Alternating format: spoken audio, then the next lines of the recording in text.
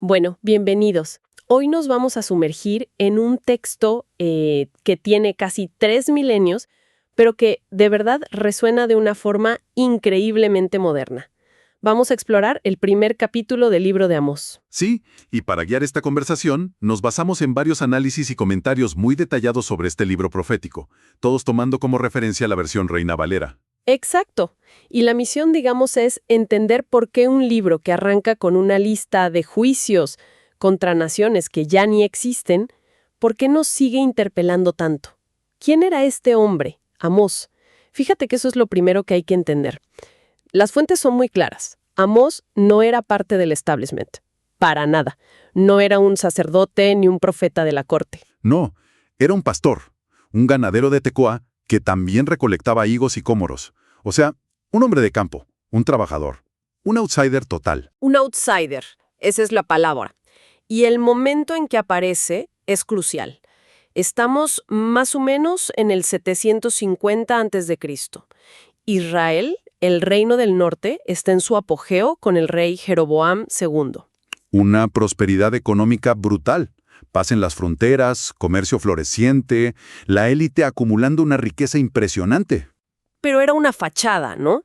Porque por dentro las fuentes describen una sociedad moralmente en bancarrota.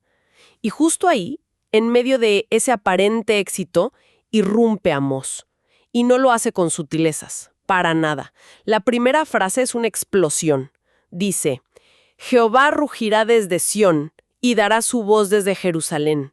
No empieza con un susurro, empieza con el rugido de un león. Exacto. Y esa imagen es la clave de todo. Un rugido de león en esa época no era un sonido más del paisaje. Era una sentencia de muerte. Significaba que el depredador estaba a punto de atacar. Y el texto dice cuál es la consecuencia de ese rugido. La cumbre del Carmelo se secará. Claro, y hay que entender lo que significaba el Monte Carmelo. Era el símbolo de la fertilidad, de la abundancia, un lugar siempre verde. Que el Carmelo se seque es como decir que el jardín más frondoso se convierte en desierto. O sea, el juicio de Dios puede revertir hasta la bendición más fundamental de la naturaleza. Ese es el mensaje desde el inicio. Esto no es una multa de tránsito. Esto va a sacudir los cimientos de la realidad. Vaya manera de empezar. Y justo después de esa imagen tan potente, Amós despliega una estructura que se repite como un martillo. Por 3 pecados de, y nombra una nación. Y por el 4, no revocaré su castigo. Una y otra vez. Sí, para Damasco, para Gaza, para Tiro. Al principio, uno lo lee y piensa, a ver, ¿esto es literal?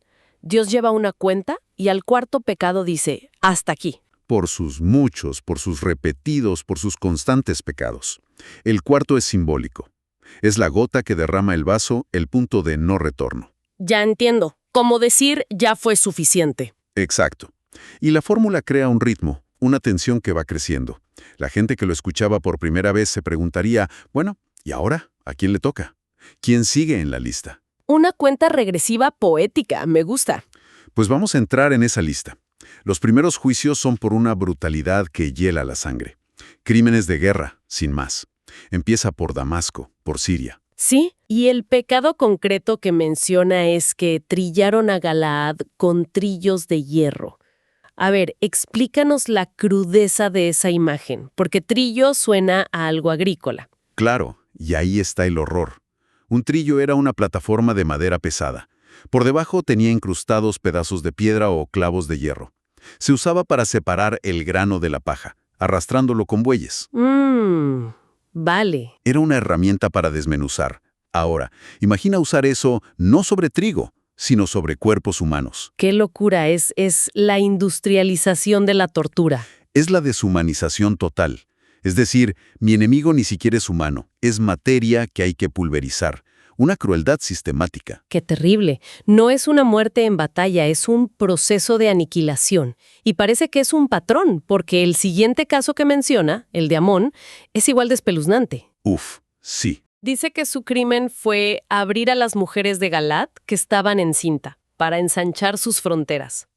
Es que es casi inimaginable. Y aquí vemos un tema que las fuentes sobre Amós recalcan mucho. Dios no solo juzga la violencia, sino la violencia contra los más vulnerables. Las mujeres embarazadas son el futuro de un pueblo, Atacarlas es un intento de genocidio en la raíz. Exacto. Y el motivo es tan banal que asusta, para ensanchar sus fronteras, sacrificar la vida en su estado más frágil por un poco más de tierra. Aquí Amós está sentando un principio. Hay una ley moral universal, y la primera línea roja es la crueldad desmedida. Es que es muy potente que no empiece juzgando pecados religiosos, como la idolatría. Empieza con crímenes contra la humanidad. Y de ahí el foco parece que cambia un poco. Sí, se mueve ese otro tipo de crueldad. Una que nace de la codicia. Es el caso de Gaza, la ciudad filistea. Su pecado, dice, fue haber llevado cautivo a todo un pueblo para entregarlo a Edom. Aquí el crimen es económico. Es el tráfico de personas a gran escala. No habla de unos cuantos prisioneros de guerra. Dice todo un pueblo. Es la mercantilización de la gente. Totalmente. Comunidades enteras arrancadas de su tierra y vendidas como si fueran mercancía. Y esto conecta con la prosperidad de la época. En un boom económico, la demanda de mano de obra barata, o sea, de esclavos, se dispara. Claro, Gaza estaba haciendo negocio. Estaba capitalizando la crueldad, convirtiendo a las personas en la materia prima de su crecimiento económico. Y luego viene el caso de Tiro, la gran potencia comercial fenicia. El pecado es el mismo, el tráfico de esclavos, pero Amós le añade un matiz que lo hace, si cabe, peor. Sí, hay un agravante. La frase clave es, y no se acordaron del pacto de hermanos. Un pacto de hermanos. Eso suena a algo más que un simple acuerdo comercial, muchísimo más. Y es un punto crucial. Tiro e Israel, en tiempos de David y Salomón, habían sido aliados muy cercanos. El rey de Tiro, Hiram, proveyó los famosos cedros para construir el templo de Jerusalén. Eran socios. Se llamaban hermanos. Exacto. Por lo tanto, el pecado de Tiro no es solo la inmoralidad de vender gente, es la traición. Es romper un lazo de confianza histórico por pura avaricia. Es poner el dinero por encima de la lealtad. Pero, a ver, siendo un poco cínicos, uno podría decir que las alianzas entre naciones son siempre por interés, ¿no? Que duran lo que dura la conveniencia. ¿No estábamos siendo un poco idealista? Es una muy buena pregunta. Y es justo por eso que la visión de Amós es tan radical. Para él, las relaciones internacionales no son un juego amoral. Conceptos como la fidelidad, la lealtad a un pacto, eso no son solo sentimientos, son el pegamento que mantiene unida a la civilización. Entiendo. Cuando Tiro rompe ese pacto de hermanos, no solo incumple un tratado, está socavando la posibilidad de un mundo donde la palabra y la confianza signifiquen algo. Para Amós, esa traición es una ofensa directa contra el orden moral del mundo. Vale. Hemos visto crímenes de guerra, tráfico de personas, traición, pero el siguiente caso, el de Edom, se siente diferente. Más personal. Más oscuro, sí. Amós lo acusa de que persiguió a espada a su hermano y ha guardado perpetuamente el rencor. Las palabras que usa son furor, perpetuamente, rencor. Para entender la bomba que es esta acusación, el contexto es todo. Según la tradición hebrea, los edomitas descienden de Esaú. ¿Y quién era Esaú? El hermano gemelo de Jacob. Y a Jacob le cambiaron el nombre a Israel. Ahí está. Un momento. Entonces, cuando dice persiguió a espada a su hermano, no es una metáfora, es una enemistad familiar a escala de naciones. Exactamente. Esto cambia todo. De repente, ya no es una disputa geopolítica más, es una tragedia familiar que lleva siglos. La acusación es que Edom ha permitido que una vieja herida, una rivalidad de hermanos, defina su identidad. El pecado es guardar perpetuamente el rencor. Eso es la institucionalización del odio. Es negarse a sanar.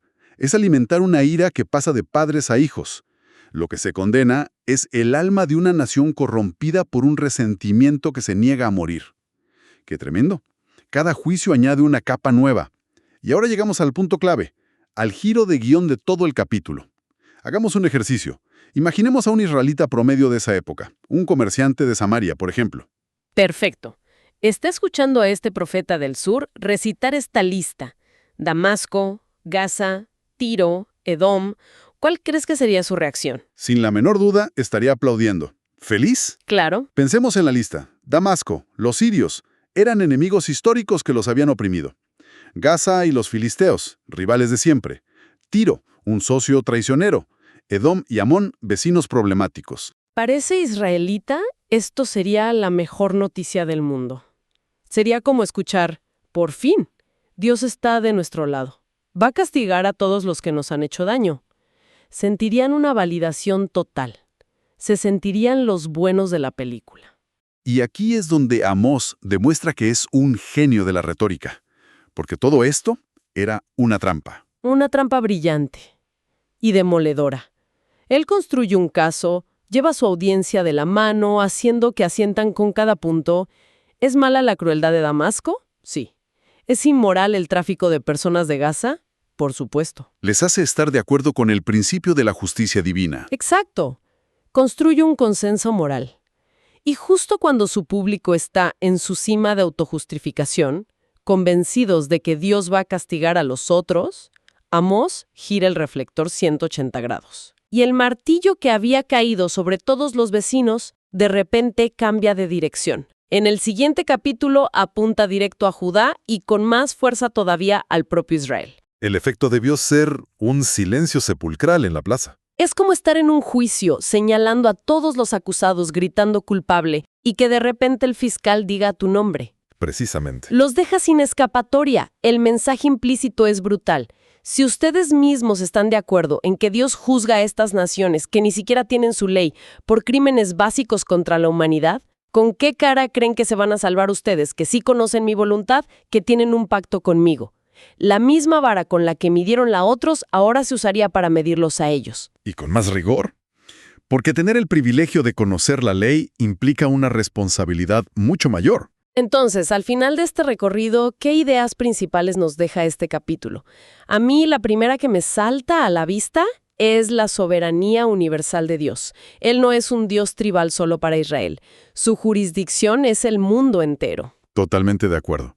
Y ligado a eso, el estándar con el que juzga.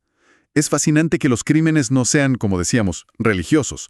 Son violaciones de una ley moral que todos entienden. No torturar, no vender personas, no traicionar. Claro.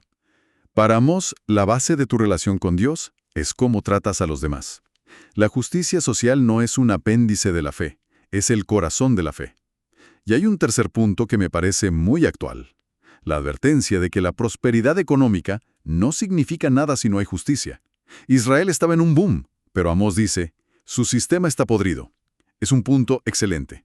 El Producto Interno Bruto de una nación no es la métrica que le importa a Dios. Y yo añadiría una última cosa que las fuentes señalan. El juicio es colectivo.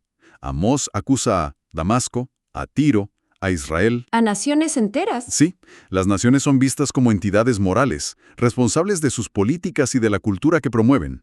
Se juzga cómo una sociedad en conjunto trata a los vulnerables. Así que este primer capítulo no es solo una introducción, es la base de todo. Establece un estándar universal de justicia del que nadie, y mucho menos su propia gente, puede escapar. Prepara el terreno a la perfección. Y todo esto, fíjate, nos deja con una reflexión final, una pregunta que se desprende de todo el análisis.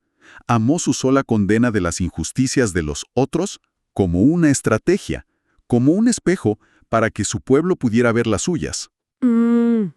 Y eso nos plantea una pregunta que atraviesa los siglos y nos llega directa a nosotros. ¿Con qué frecuencia nuestra justa indignación por los crímenes de los demás se convierte en el ruido perfecto que nos impide escuchar el silencio de nuestras propias injusticias?